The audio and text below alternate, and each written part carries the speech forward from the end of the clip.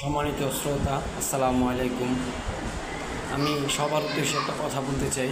তা হচ্ছে এই যে এখন যে চাঁদাবাজি বা গুম, যা এই খুন রাহাজানি ছিনতাই হচ্ছে, এটার নিয়ে কিছু কথা বলতে চাই। আমি সবার উদ্দেশ্যে একটা কথা বলতে চাই, বেশ করে আমার দলের লোকজনের কাছে বলতে চাই কথাগুলো।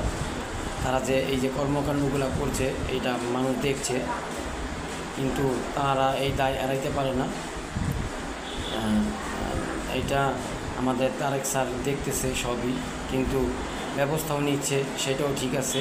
কিন্তু আরও জোরেই এই আপনার একটু দলীয় শৃঙ্খলা কিছু নিতে হবে, কারণ না হলে এই যে মানুষগুলা যে আজকে একজন ফ্যামিলি মারা গেছেন, এটা কিন্তু দায়ভার সম্পূর্ণ বিএনপির বিরুদ্ধেই পড়ে। কারণ সে যারা মারছেন সেও কিন্তু আপনার বিএনপি করে, যারা মারছে তারাও বিএনপি করে।